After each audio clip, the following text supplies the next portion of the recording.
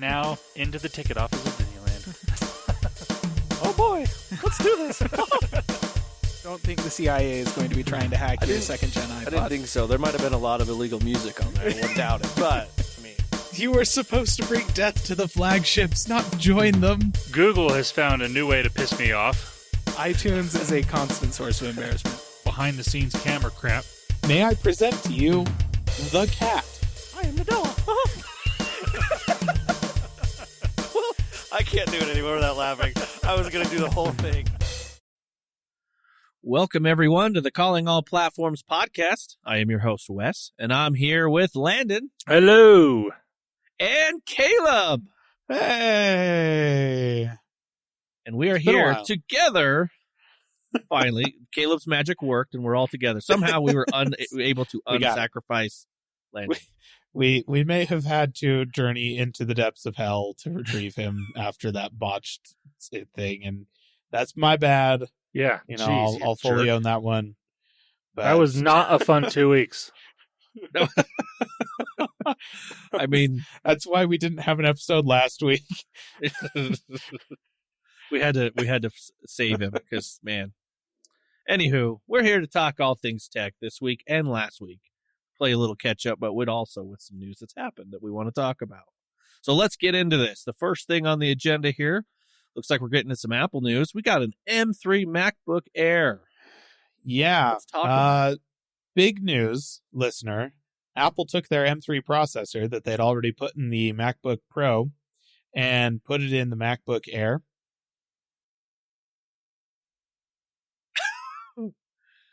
So that's what happened. There's not really anything to talk about here. Base model still has 256 gigs of storage and 8 gigs of RAM. Any upgrades beyond that cost so much more than they should that it's frankly ridiculous. It's the exact same chassis as the M2 MacBook Air, so that redesigned chassis. They did put a better fingerprint resistant coating on the blue one. So that's okay. Nice. That's good. Less fingerprints on the blue anodized aluminum MacBook Air. And yeah, the M3 is about 20% faster than the M2. I can tell you from personal experience that the build quality on that particular MacBook Air is really good. I have the M2 version. It is nice. It's really nice. It's a nice laptop. Everyone liked it when it came out, and everyone's like, yeah, it's that, but 20% faster now. Yeah. So that, thankfully, Apple did not throw an event for this. It was just a press release. It just showed up on the store. They're like, here's the M2 MacBook Air. And we're all like, I'm so glad you decided not to walk us through it. Honestly, the M3 MacBook Pros were the exact same level of upgrade. It was just like, hey, here's a new processor. We've put it in our laptops that already existed. The laptops have not changed. Everything is the same. I guess technically the new M3 MacBook Air has a slightly upgraded microphone and whatnot. I don't know. It's the same laptop. It was good last year. It's good this year. It just has the M3 on it. And honestly, that's not a bad thing. This is okay. I'm kind of happy with Apple just going, hey, you know what? Let's just upgrade our laptops every year with the new processor. That is so much better than things were back in 2016, 2017, when we were all convinced the Mac was going to die and Apple went 3 years between making any kind of changes to their laptops. And then when they did make changes to their laptops, they were putting in Intel processors that were way too hot to actually work in the chassis they were putting them in, literally impossible to cool these things. And the chassis themselves kept getting thinner and dropping ports and having stupid keyboards and just, that was a horrible time to be alive. So right now, I'm not complaining. But also, there's nothing really to say about the M3 MacBook Air. Yeah. There you go. I mean, I'm sure there's some listener that's probably like, sweet, a better MacBook Air. If you've been holding off on buying an M2 MacBook Air because you decided you wanted one in December, and you're all like, but what if they release the M3 version of it in 2 months? Hey, look, it's been 2 months. It's here. Go buy. It's starts at the same price as the M2, and there you go. I guess technically the M2 is still around. It's $100 less now. So that's what I was going to So say. Just that's go buy the M2. Cool, I guess.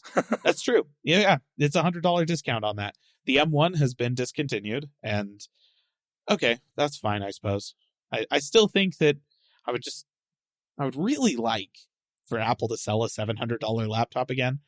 I don't know if that's going to happen ever. Just put it in a plastic chassis, Apple. We don't need the aluminum. Put it in a plastic chassis. $700. Let's go. Anyways, But there is you that classy? Is it classy? No. Yeah, look, if it's a whole bunch of really cool colors, then yes, it's classy as heck. They need to do what they did to the iPhone 5C, but with the laptops. Yes, honestly, enough. they Colors need to just and plastic, please. the very last plastic MacBook that they sold. The unibody construction on that thing felt super premium. Like it was a $700 laptop. It was not a very expensive laptop. It was not super high end, whatever. But it was a unibody design like their MacBook Pros. It was just made out of plastic instead of aluminum. And that thing felt premium as heck.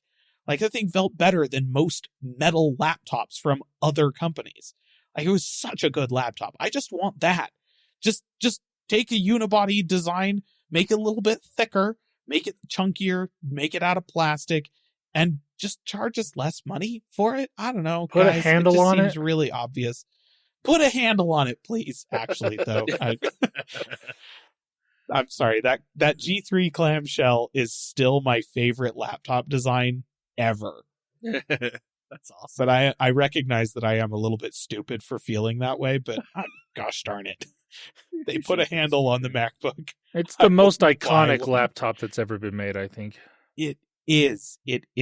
Everybody recognizes that sucker. And not just because it was on Legally Blonde. Yeah. Nice reference. You get a point for that one for the day. There you go. All right. Well, unless anyone has anything else to say, we'll move on to the next topic. Oh, no, I'm good. There was hardly anything to say to begin with. Hey, speaking of hardly anything to say, Epic dev account Oh, gosh. on Yeah, Apple. okay. So this week in Things Are Exactly the Same as They Were Before, but with slightly different flavors of spicy right now, listener, Epic and Apple are back at it again. Yeah. This coming after in the European Union, Apple has made their changes. They've released their changes in iOS to comply with the EU's DMA, Digital Markets Act. Yes. Yeah. Their new legislation that requires open app marketplaces from these big companies that have app stores and whatnot. Apple's changes to quote unquote comply with the DMA really don't feel like compliance. They never have.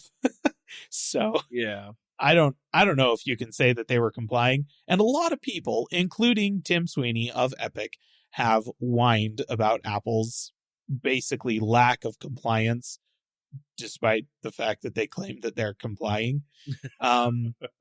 But despite that, Tim Sweeney I guess Tim Sweeney didn't actually say this, but the official Fortnite account on Twitter said that they would be making a marketplace, like a third-party marketplace that you'd be able to get through the App Store that would allow you to download Fortnite and other Epic stuff, maybe apps through the Epic Game Store. Basically, the Epic Game Store was going to be coming to Apple devices in Europe, despite the fact that they hate Apple's monetization scheme. And I'm pretty sure despite the fact that they'll actually be making less money off of this than they would have if they had just kept Fortnite on iPhones and used Apple's in-app purchases.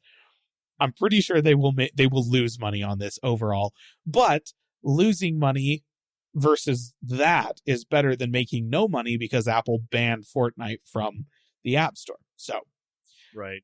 I can see where they're coming from there. But that was their thing, is they're like, despite your malicious compliance, we're going to do this anyways and put Fortnite on here. And so that happened several months ago. And then just this past week, Apple banned Epic's developer account in Europe. So Epic can't do any of this stuff now because they don't have a developer account. They can't submit the alternative app marketplace to Apple for review because app marketplaces have to be reviewed by Apple and then downloaded through the App Store. So they're not actually being sideloaded. It's just the whole thing is just backwards and stupid. And this looks so much like Apple just going, oh, they're going to try and install Fortnite on our devices. How can we kill this? Ban their developer account. Yeah. So that's the thing. It actually came up later, didn't it? They reinstated it. Have they put it back on? I don't know. I think they did. They are in a position where they're already being reviewed by the EU's trade marketing, whatever entity. And they, like, just for their changes in general in the EU, they were under review. And then adding this on top of it seemed like a real, like, we just have a bone to pick with Epic. Like, we don't care about anything else. We just don't want Epic to be able to put Fortnite on iPhones. I found the article here. It says Apple has agreed to reinstate Epic Games' developer account after terminating it for a second time earlier this week. Apple's decision to close the company's developer account, which came right after the DMA, the Digital Markets Act, forced Apple to authorize alternate app stores. So, yep, they brought it back up. Which, to be clear, they haven't really authorized alternate app stores. They have authorized apps that can install other apps. That's what they have done. It's basically like the Samsung App Store on Android. It sort of. You have to download that. Unless you buy a Samsung phone, you have to download it from the Play Store to download more apps. It's more or less the same thing. It is, except I'm pretty sure that Google does not reserve the right to review all of the apps on the Samsung App Store. As far as we know. Who knows? Maybe they do. I don't know. It's true. I guess I don't actually know that for sure, but it seems unlikely. Probably not. Especially since there are mechanisms to sideload apps on Android. Yeah. There aren't any on iOS. Apple has to design that in specifically. And so, yeah, they maintain control. They're still reviewing all the apps that are being installed. It's so dumb. I hate this whole thing. And yes, Apple is still having a feud with Epic, and that's never actually going to go away, I'm pretty sure, until one of the Tims dies. I think that might be where that stops. And I'll be honest, I think that Apple is better at holding grudges than just about any other corporation. Like, I think that the grudge with Nvidia, the grudge with Nvidia has survived the death of Steve Jobs. And I think that the grudge with Epic can easily survive Tim Cook moving on to other things. I don't think that Epic's grudge with Apple can survive the death of Tim Sweeney. I think if Tim Sweeney dies, Epic probably makes nice with Apple so that they can put Fortnite back on the iPhone and realize that revenue stream, because they've been not growing the way that they want to, and shareholders, I guess they don't have that many shareholders because isn't it owned by owns 50%. I thought they were mostly owned by Tencent or something. Well, Tencent has a minority share. It's less than 50% of the company. Right. So technically Tim Sweeney still owns Epic, but he does have to answer to those other large shareholders in some way. It's just not like public, Yeah. So they can send the mafia and rough him up in a back alley. That's maybe how that goes. I don't know. Awesome. Well, we're going to move on there. We got some other news here. We're going to move over to Microsoft. Speaking of removing apps from a platform, Microsoft is shutting down the Windows Subsystem. So what does this mean? Do you want me to go ahead and take this over, Landon, or would you like to put some comments on it? Well, this really affects... Well, it doesn't really affect any of us, but it would affect you more than any of us, because I don't use Windows and Caleb uses Windows for gaming, but not in this sense. I'll just give an overview of it really quick. So, Sure. Basically what this means is, a few years ago, Microsoft announced that the Amazon App Store was going to be available on Windows. And then a year or two after that, they were like, oh, by the way, the Play Store is going to be available on Windows. You can run Android apps on Windows. And now they're not. That's basically what this gets rid of. You can't have basically Android running on Windows or other, as it says, subsystems running on top of Windows. So I'd be willing to bet it was a feature that was not heavily utilized by most people, if anybody. So I don't think it's that big of a deal, but it's interesting that they're doing this, especially with all the crap that Apple's getting on. I mean, it is iOS. It's a little different versus a computer operating system, but it's very similar. So it's like it's just interesting. Yeah, it did say that they'll be ending the support. You'll have the support for your for everything till March 5th, 2025. So the technical support got a will year remain till then. Yep. But so yeah. So no more of the Android apps and the Amazon apps on there. So I put a little note on here saying, is this Panos Panay's revenge to Microsoft when he went over to when he gladly, in quotes, went over to Amazon? Well, this isn't necessarily Amazon pulling this it's not them pulling the App Store. It's Microsoft saying, bye-bye. Yeah, it could have been Panos' thing. He was ahead of Windows for a while. Right, but I would be willing to bet, if anything, it's Microsoft getting back at him because, hey, you left us. It's their revenge. There you go. That's what it is. Yeah, maybe. So, but yeah, that happened. So, listener, if you were excited about this, sorry. Maybe who knows what'll happen, but you know what? If you really, really wanted to keep being able to play Candy Crush on your computer, I'm sure that'll stick around. Yep. Don't think Candy that's Crush will going anywhere. probably be there on every fresh Windows install. Yep. Because guess what? They own it now, and that is no It's longer true. That's It's no longer malware. Nope. That just gives me even more reason not to go back to a Windows machine. I do use Windows 10 and everything, but mostly it's on my PC. I don't use my PC regularly for a lot, like not even gaming. Like it's mainly I for play games, content creation, and here's a question. So obviously, Candy Crush and other apps like that are most likely still going to be there because Microsoft owns them now. But are any of these features on Windows 11? Because, it's got to be updated to get those. Because, default Windows 10 features are not default on Windows 11. We all know that. I mean, that's very true. Well, it does say... Maybe that's a reason to update to Windows 11 if you don't want Candy Crush. Hey, there you go. Yeah, it does say that it is pulling from Windows 11. So here's the issue with this. Candy Crush that is available on Windows wasn't an Android app. Yeah. It's a Windows app. Like, it has been a Windows app. There's been a Windows version of Candy Crush for years. Yes. On Windows 10. And then, they introduced the Android apps on Windows 11. But if you installed Candy Crush on Windows 11 through the Microsoft Store, pretty sure you were getting just the normal Windows version of it.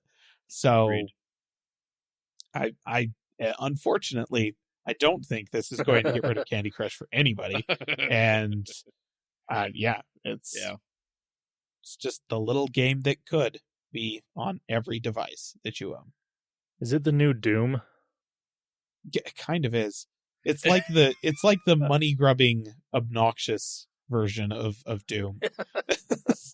Yes. It's like your pacemaker plays Candy Crush. Oh gosh. That's probably a selling point to some people. What it does? Is it cross play or cross progression? Because I'll totally get that pacemaker. Man, if you get 3 in a row, you get like an extra little boost to your energy. Of energy, yeah. It's like a little zap. It's all like, ooh, yes. Yes, this is great. Talk about interactive okay. gaming. Oh. That's the new way to do it. All right, let's go ahead. We'll move on to some general tech news. I'm gonna this name. This is a great name. All right. I'm gonna yes, the listener. I'm gonna go ahead. Can I say it, or do you want to say? Oh, it? I want to build up to this. Okay. Okay, you go ahead. So, listener, this is our first nomination. Well, actually, no, it's technically not our first nomination, but it's my first nomination for worst tech name of the year. I don't think it's going to win, but it's got to be nominated at least. So, to build up to this, I want to say, so MWC happened this past week. And for those that don't know, it's Mobile World Congress. It happens every year in Barcelona. And there's always some pretty interesting devices at this event. It's kind of like CES, but more fun. And just for mobile technology, like phones and tablets and stuff like that, you know. And the past few years, Energizer, you know, the battery company, has decided they want to make a phone. And they've done this. I think the first one was in 2019, I think. And that one sounds right. That phone had an 18,000 milliamp hour battery attached to it. So more or less it's a battery pack with a screen that runs Android and can make phone calls and whatnot. Yep. This year they have to up their game every year. So this phone is called the Energizer Hard Case P28K. So let that sink in for a minute. But as the name implies, this phone has a 28,000 milliamp hour battery on it. So a big battery pack with a phone attached to it. Holy And crap. it's insane. It's crazy. I've seen jumpstart packs for cars that have less battery capacity than that. Yeah. I mean, I guess technically those are not like, you know, they may have less milliamp hours. They also produce a heck of a lot more voltage. So the calculation is actually off. It's not comparable, but now now that you've said that, I want Energizer to make one of those into a phone. yeah, Give me a phone it's a that can jumpstart my car. That would actually be awesome. I'm sorry. It's just at this point, I want Energizer to partner with Jackery and release a Jackery battery that just has an Android phone on it. And if you want to make a phone call, you just hold the whole fucking battery pack up next to your head. Oh, you're just carrying around a generator with you. What's that? It's my phone. Oh. That's your phone? It's Oh, got okay. two 120 volt outputs on the side. Yeah, just So you know, yours I doesn't? need to run a space heater off of my phone. What's weird about this? I don't understand. Perfectly normal. Also has solar panels on one side. Yeah. I don't understand why you're looking at me this way. This is a perfectly reasonable device. Now, the biggest benefit, the other big benefit, obviously the battery is the biggest benefit to this phone. Yes. But the other big benefit to this phone is it only costs 250 euros. Oh man. That's the argument for these things, is that it's like, it's a huge battery, and that's great. It's basically a battery pack that makes phone calls. It's not a good phone. No. Like, it's a crappy phone, but it is a phone. It is a battery bank, and it's not an outrageous price. Like, if you take a cheap Android phone and you pair it with a large battery pack like this, you'd be paying about that much money for both devices. Yeah. So why not just get them both in one? Yeah. I mean, the specs on this phone aren't the worst thing in the world. It doesn't have the best chip. It's got a MediaTek MT6789 chip. I don't even know where on the hierarchy of MediaTek that is. Probably not the highest. Probably not the It has highest. 8 gigs of RAM, 256 gigs of storage, so that's not bad. No, that's not bad. It's got a full HD display, so it's not the highest display quality, but it's, it's there. It's 6.8 inches, so it's massive, and it's thick. Yeah.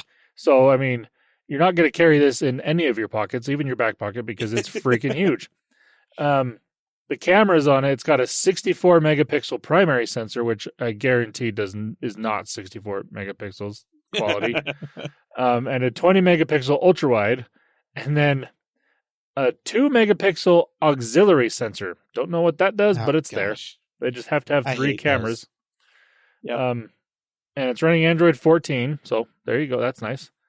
But another nice thing about this is it's one of those like ruggedized type phones. Like it's it's hefty and beefy, and it could drop and be fine.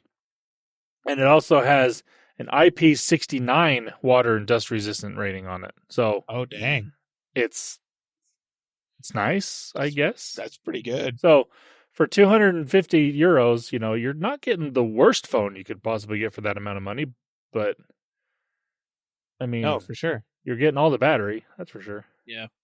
So IP68 is like you can submerge it in up to a meter of water for like 30 minutes to an hour or something like that.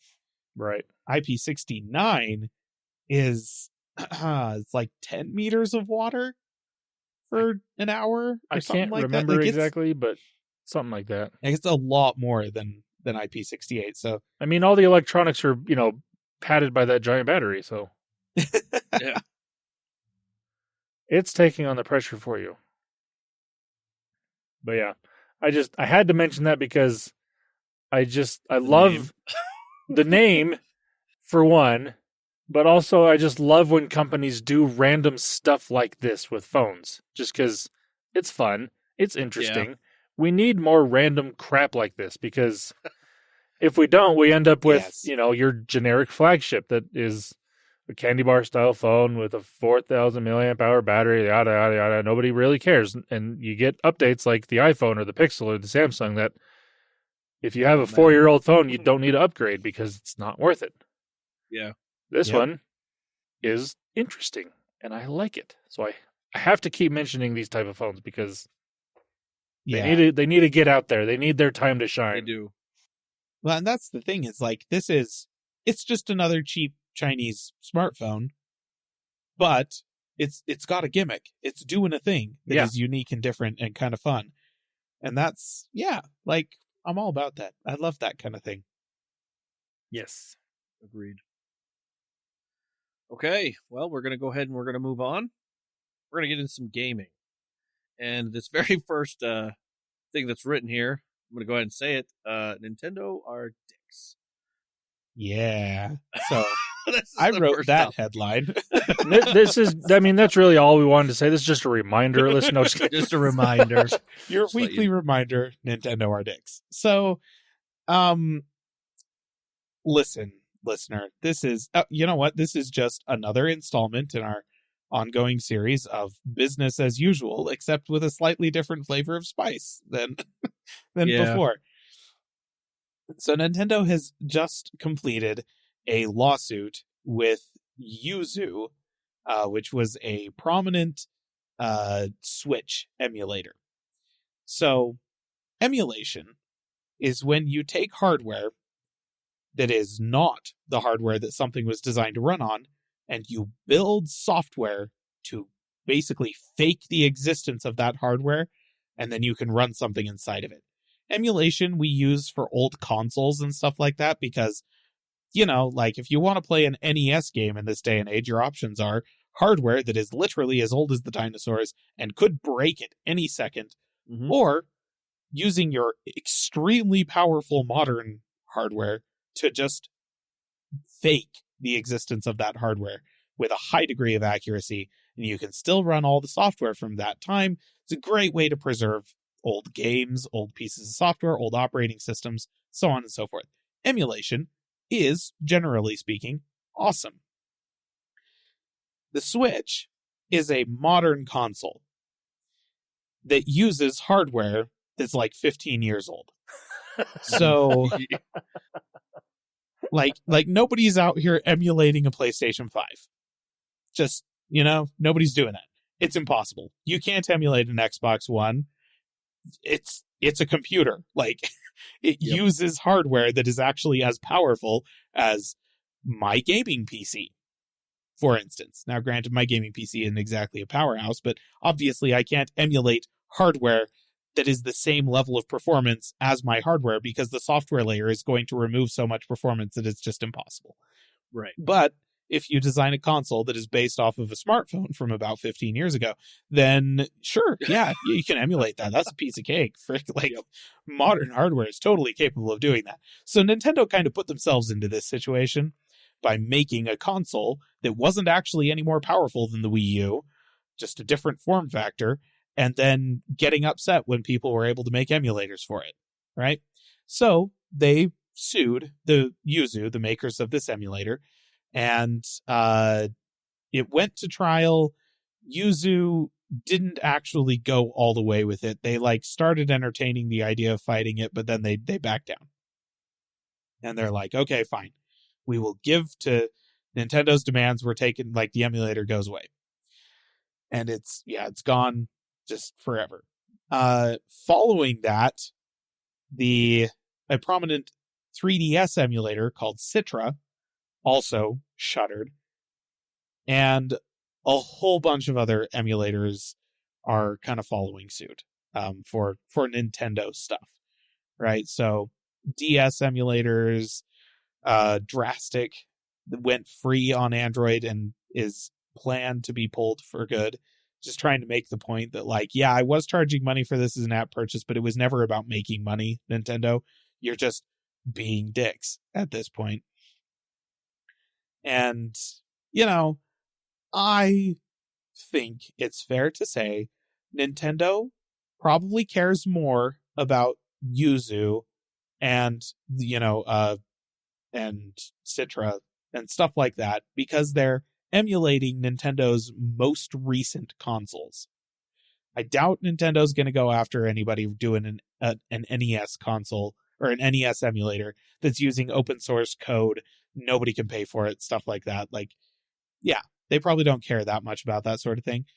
But the fact of the matter, Nintendo, is that you put yourselves in this situation by making a console that could be emulated on modern hardware. Nobody really forced you to do that, but here we are. Mm-hmm. And then they're going after their biggest fans with lawsuits. And every time Nintendo opens up a new lawsuit, it's all like, yes, you love our property so much that we're going to sue the crap out of you.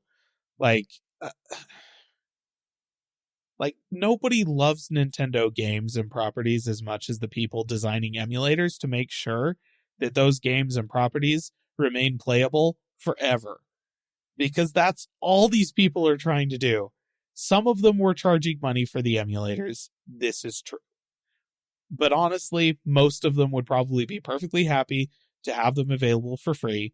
And in fact, most emulation projects, especially Nintendo emulation projects, are open source. They can't be charged for, you could just go download the source code and do whatever the heck you want with it. And Nintendo still gets after these people. It's guys, just, could you not? Could you not? So yeah. That's today's flavor of Nintendo are dicks. They're suing their biggest fans once again and shutting down a whole bunch of emulators in the process. There you go. There's our Nintendo news. Yep. All right. We'll go ahead and move on. I'm going to add a couple of these together. I guess this is the segment. I figured we'd just kind of it's in the gaming, but it's also about the Activision Blizzard, the merger, and things that are happening and becoming of it. Is this actually, Microsoft agreed to do something? Did they do it? Yes or no? So one of the things on here that I have put on here, Nvidia GeForce Now adds BattleNet integration. That was a part of the agreements for that was on there. Yeah. So it's really funny because GeForce Now, when it launched, had BattleNet integration, and then it went away. And then I stopped using GeForce Now because that was how I was playing Overwatch on Macs. So Hey, you can do it again. There you go. I sure could. Now I don't play Overwatch, so So have that. Also, Microsoft made more PC games available on Boosteroid. So that's just another cloud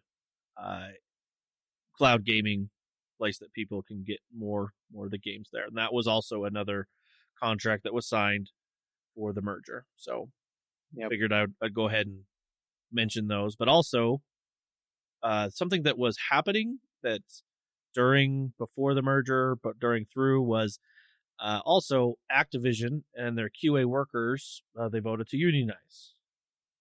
They did that this past week, and I guess it was over about 600 members of this, and they joined the Communication Workers of America. Oh. And Microsoft pretty much did what they said they would do. They would just acknowledge, "Yep, good job." That was okay. That's a thing that happened. I mean, at this point, they can't really say more than that because, they have to sit down with the union and come to an agreement, and then they can say stuff. And this, I mean, it went to I'm sure this was sped up a little bit because the quality people, there was about how many that were let go. So I'm sure they wanted to speed this vote up quick. Yeah.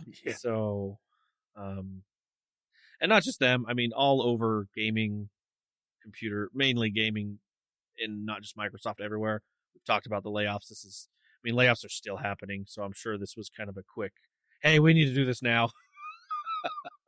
Before it was too late, I guess. So, so that's kind of most of the Activision news I had that I wanted to at least pinpoint. Mention. Another thing I wanted to mention, this, and when I say this, I am not trying to bring a culture of console warring when I say this. This is more of a culture war of calling all platforms. And what we talk about, but Sea of Thieves versus the world. Yes, Sea of Thieves is the #1 pre-order on PlayStation right now.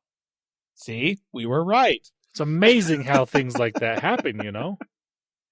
This now what let's go back, listener. What did Caleb and I talk about on this? Mainly Caleb and I talking about when we were talking about there's a couple episodes ago, hey, they were going to release these. This is a good thing. And PlayStation owners, if you want more games, buy them. If you want more of Microsoft's games, buy them. Show them you will buy them. Yeah. And here's the thing about this. And I think that, Microsoft lucked out with this huge. Because, listener, you may be dimly aware that Ubisoft finally, after frickin' 10 years of development, 5 years, 5 years since they announced it, finally released Skull and Bones, right? Yes. The pirate game based off of Assassin's Creed Black Flag. And everyone was like, holy crap, just do the pirate sections of Assassin's Creed Black Flag exactly as they are. What a great game. And Ubisoft went, no, we're going to take 5 years and make it worse. And release what, by all accounts, is the blandest game of the year. It is so averse to offending anyone. It has done what I refer to as the McDonald's effect, where McDonald's, giant worldwide fast food chain, has a menu that is clinically designed to offend the fewest people humanly possible. The idea being that they want everybody to purchase food from their restaurant, and so they can't have any food there that offends anybody's taste, right? Mm. And what that means is none of McDonald's food tastes like anything. and it's every time I talk to somebody that's I just really like McDonald's, I just automatically assume your taste buds are dead. You don't actually can't taste anything, and I don't know. They're so averse to flavor that it honestly offends me. And I refuse to eat anything from McDonald's, especially now that the drinks cost more than $1. Sorry, that was the only reason I ever went to McDonald's anyways, was for a $1 Dr. Pepper. And since that's not happening anymore, I just don't go to McDonald's. Now, I Fair say all enough. of that so that I can say that evidently, I have not played it, but evidently Skull and Bones is that. Ubisoft spent the past 5 years not developing a game or not improving upon what they already had. They spent the last 5 years removing all flavor from the concept of a piracy high seas simulator. Right? No flavor whatsoever. Everything that's in there is to hit a checklist in the quote-unquote AAA games market in 2024. Quadruple A. I'm sorry. That was the dumbest comment I've ever heard anybody make about a video game ever. Yep. On top of the fact that it was obviously wrong because nobody actually likes Skull and Bones. This is where I push up my glasses and go, actually, Caleb. It's so, Triple, my gosh. Quadruple A. Yes. The CEO of Ubisoft went on record as saying this is the world's first quadruple A video game. And it turns out to be the dullest piece of crap that Ubisoft has ever made. And holy crap, is that ever saying something? This is Ubisoft we're talking about. Like, the last 3, like, Ghost Recon games were the same game 3 times. Like, oh my gosh. And, like, they've just been repackaging the original Far Cry for, like, the past decade. Like, I don't know what is going on at Ubisoft, but holy crap, somebody send help. I don't, they need it. They need it. But yeah, Skull and Bones came out and flopped. Like, nobody liked Skull and Bones. Everybody was like, wow, this doesn't offend me, but holy crap, is there no reason to play this? Because it's not actually fun. They forgot to make their video game fun to play. Ubisoft, that's the whole point. Mm-hmm. What are you doing? So, in that moment, in that marketplace, a pre-order page goes live on PlayStation for a piracy simulator that actually has a proven track record of, yes, being full of griefers, but also having some flavor. Actually having fun bits to it. Stuff that's enjoyable to do. And everybody on PlayStation was like, so I could get this piece of crap over here, or I could get the one that actually people play and enjoy and looks pretty good. And yeah, there's probably going to be a bunch of griefers, but let's be honest, there's going to be a bunch of griefers in any, like, massively multiplayer online game. So you just learn to deal with it. So yeah, Microsoft could not have timed this better. I guarantee that a ton of their success is due to the fact that this pre-order went live alongside Skull and Bones launching, and Skull and Bones turning out to be a turd. Do you know, I'm going to Sony right now. Do you know if Sea of Thieves is going to be sold as a $70 game on PlayStation? I don't know, and I suspect it probably isn't. And that sure as heck is not going to hurt. Let's see. PlayStation, come on. Because yeah, what did I pay for it? Did I pay $50 for it? I probably did. I think you and I did pay for it before it went, because remember, Game Pass hadn't come out just yet. Yeah. And I don't know, because I pre-ordered it, because I pre-ordered it. I was like, listen, I just want to sail the ship, guys. The bar is low for me. I like things for weird reasons. I'm seeing $40. Oh, Landon is saying 40. You've got it. You got 40. I was looking. It won't come up. $39.99.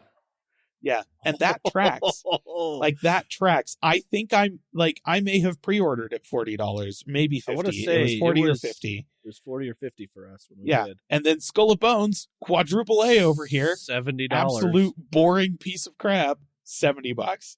So yeah, it's almost half the price. It has a proven track record of actually holding a player base and being fun to play. It looks more fun, and it actually lets you, like, do stuff like get off your ship and wander around on every island that you come across. When you go to board another player's ship, you actually board the other player's ship. I don't know, freaking weird.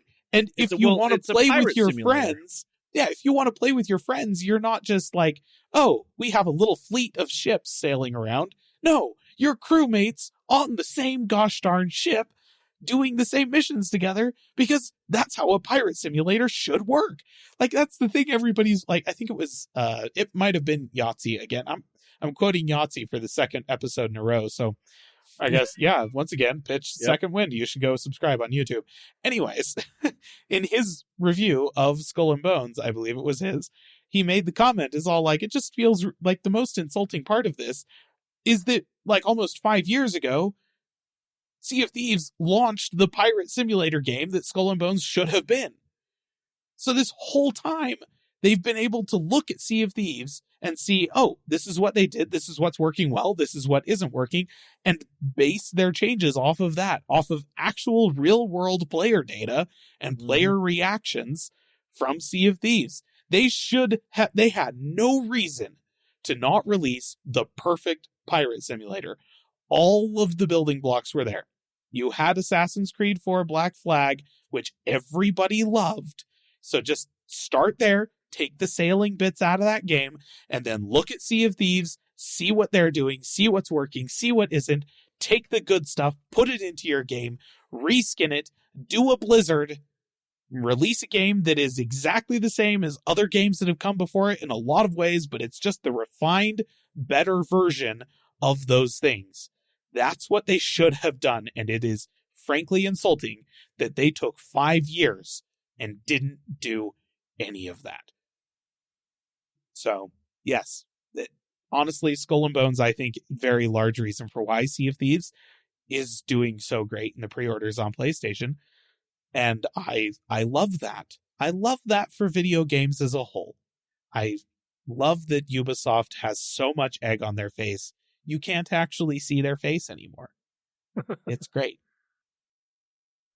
Man, that was quite... I didn't know I was going to open that can of worms, but sure did with that. I mean, I didn't know you were going to open it either. I put together, like, literally 3 minutes ago. Well, maybe more like 10 minutes ago.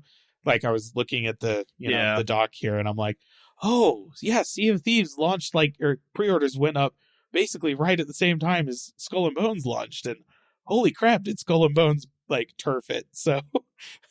Yeah, no, and the reason why I wanted to just mention this, mainly, honestly, guys, was for customers of PlayStation. If you want more of these games that are on PC and Xbox, buy them. Yep. That's... that's it. So far, it seems like PlayStation gamers are sending the message to Microsoft that I would like them to send, which is, hey, make your games cross-platform. People will buy them. People will play them. People will love them. Seems like, Phil Spencer agrees with this. That's why Sea of Thieves is going to PlayStation at all. And it looks like the PlayStation gamers agree with this, which is why they're seeing such a good reception for this. And, it's like I said, right at the beginning of all of this, we were right. Let's take the accolades now. There you go. Like I said, didn't want to mention that on there. So we're going to go ahead and move on to the Xbox partner preview that happened earlier that we wanted to talk about. So I guess the first thing is, did you actually watch this at all, Caleb? Did you see this, Landon? No. Anyone? Anything? I didn't. Why I'm going to ask you because you never know. You might have secretly subscribed to Game Pass and play games on your phone. I mean, you were in hell for what, 2 weeks? I mean, that would be an equivalent. So, I mean, you could have. I mean, we could have been. You could have said, "Hey, I literally was because I was playing Doom on my phone because I subscribed to Game Pass." Surprise, surprise, Wes and Caleb. Hey, I can get Doom on my phone if I subscribe to Netflix. Wasn't that one of the Netflix games? Was a version of Doom? No, man, there's probably a version of Doom I'm just sure. in the App Store. I was Here, going to let me say just do a there's search. probably a version in the App Store. Oh, there is. There's at least 3. And why haven't we? Is that crossplay? Because that would be fun, just on our phones shooting each other on deathmatch. I think that would be fun. We ought to see that. Okay, let's go back to this Xbox partner preview. There's Mighty Doom, which is their mobile, their freemium mobile game. But it is worth noting that Doom itself is published by Bethesda as $5 on iOS.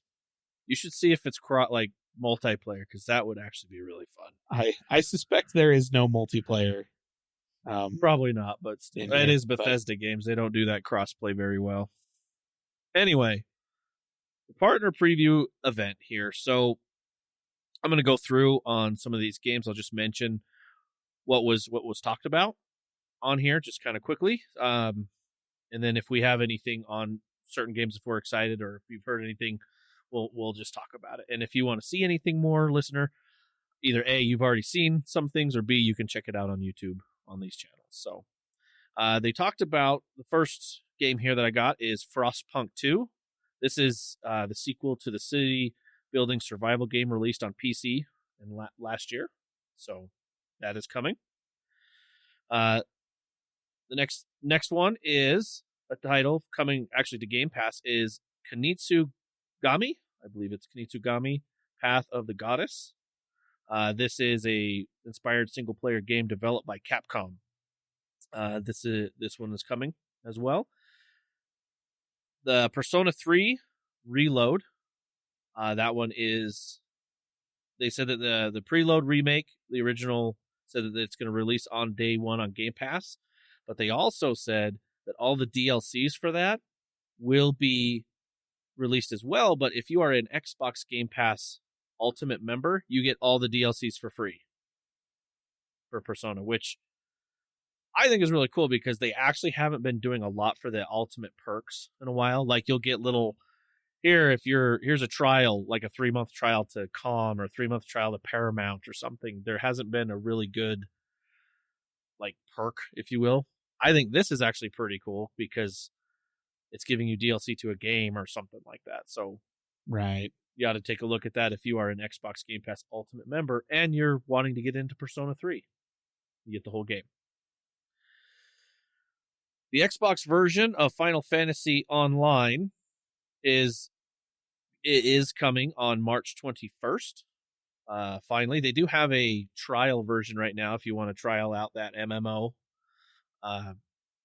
Take a look at it. But if you want to wait till the 21st, when you can actually link your Xbox account and if you're already an original account holder, it's coming March 21st.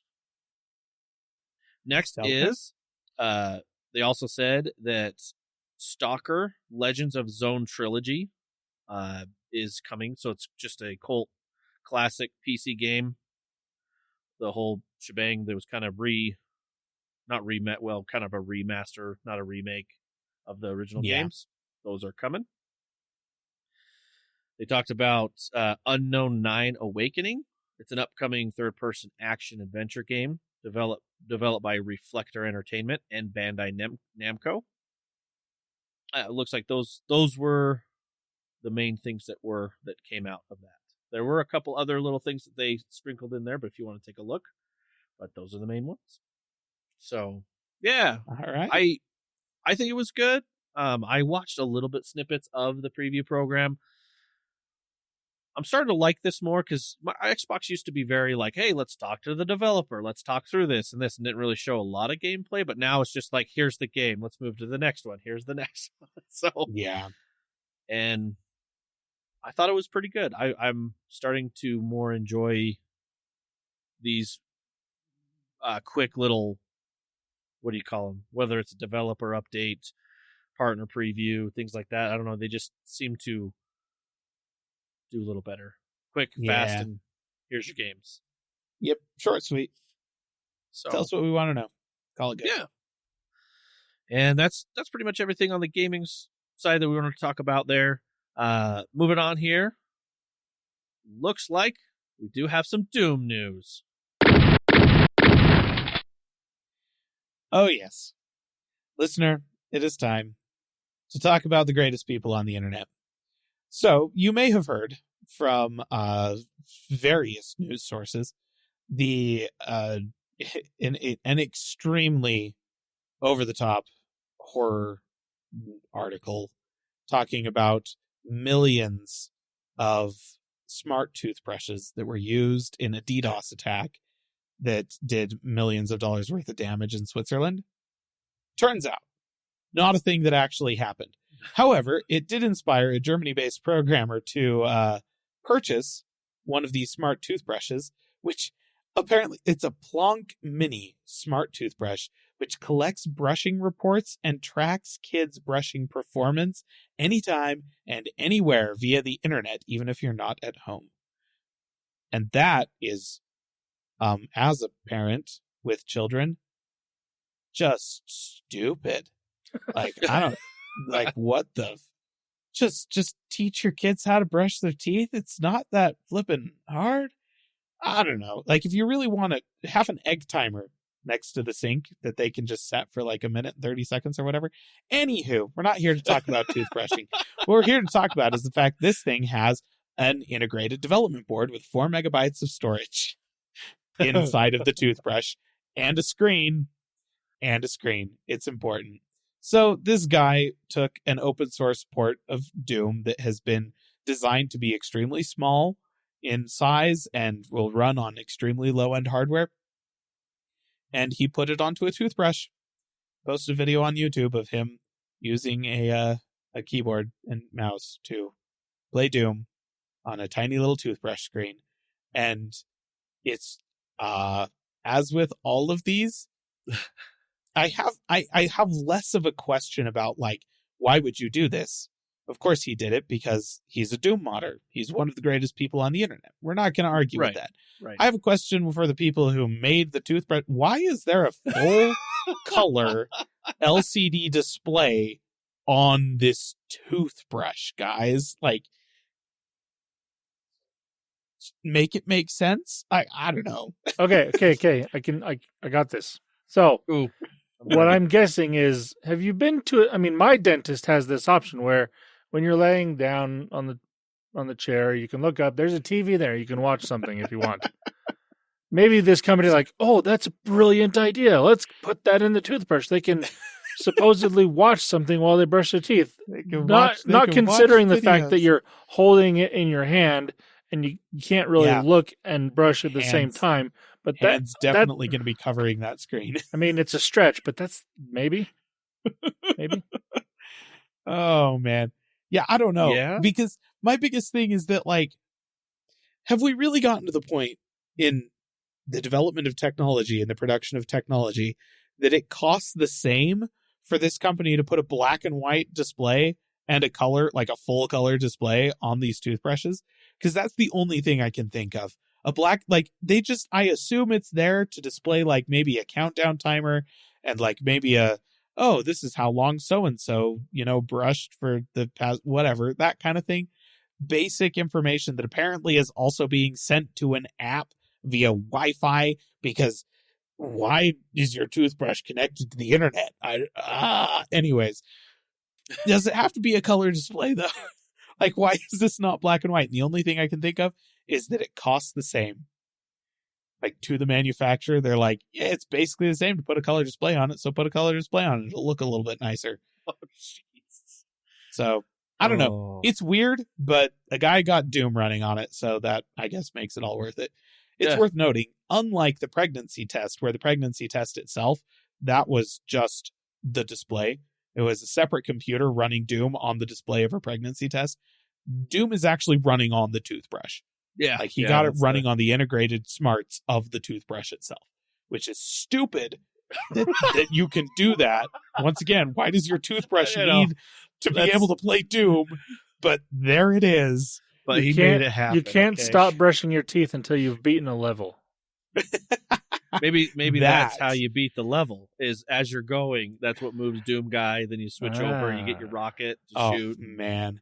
I actually wasn't going to talk about this, but that would be a great collaboration that somebody should totally do to get, Doom, like, as a playable thing on fitness devices or something like that. That Husqvarna has a partnership to put Doom on robot lawnmowers via software update. It's just, was it Husqvarna? I'm pretty sure it was Husqvarna. On their robot lawnmowers, there's going to be a software update that you can install via the app that is going to enable Doom that you can play via on lawnmower controls. Like, so the button's on the lawnmower, you can launch Doom on the display that's on the lawnmower itself and play it. And it's going to launch sometime this month. and it'll be playable for, I think, 6 months or something like that. It's not like permanently, but yes, Husqvarna is going to be adding Doom to their lawnmowers via an over-the-air update. I think that made our Doom of the Year category without That's launching amazing. right there. So you're going to be buying a new lawnmower is what you're telling us. So that's what. Oh my gosh! Yes. Yes. That's you know what's amazing. fun? You know, you look back, you talk to your grandpa. It's like, how did you get your lawn so good? Well, I just played Doom, Grandpa. Let me show you. Yeah. So it's a really silly, goofy collaboration, but honestly, I think we could stand to see more collaborations like that out in the world. Well, the best part about that is like it's an official collaboration. It's not like some guy hacked it. No, they're like, no, developers at Husqvarna, which is a sentence I never thought I'd say, thought about doing this. That's fantastic. Yep. That's so awesome. Yep. And yeah, it's like technically not Doom modders because these guys are actually partnered with, I guess, Bethesda to do this. But well, that's also a thing news. that's coming. Just flipping what? Oh, that is so awesome. Man, I don't know if we could top that. Landon, if you got one more thing, you better top that. Like, there's no. A toothbrush to a lawnmower of Doom. Like, no? I wish. No, I can't top that. Well, I'll go ahead and I put that down in our category for Doom of the Year. Yes, no, I think that down deserves there. a nomination. But, I think that's the end of our episode today, listener. We appreciate you listening. If you want to get a hold of us, you can get on our social media platform. You can also get on callingallplatforms.com. Apparently, there's a promise to maybe have some updated video. Maybe. The Playdate review is channel. coming. I'm working on it, I swear. Well, if you want to subscribe and then hit the bell to be notified when that comes out, listener, you can. Yeah, you probably would have to. Yeah. And all right, dear listener, have a good week. Bye-bye. See ya. Calling All Platforms is a production of Supporter Sound Studios. To learn more about how you can support the podcast, go to www.patreon.com/callingallplatforms.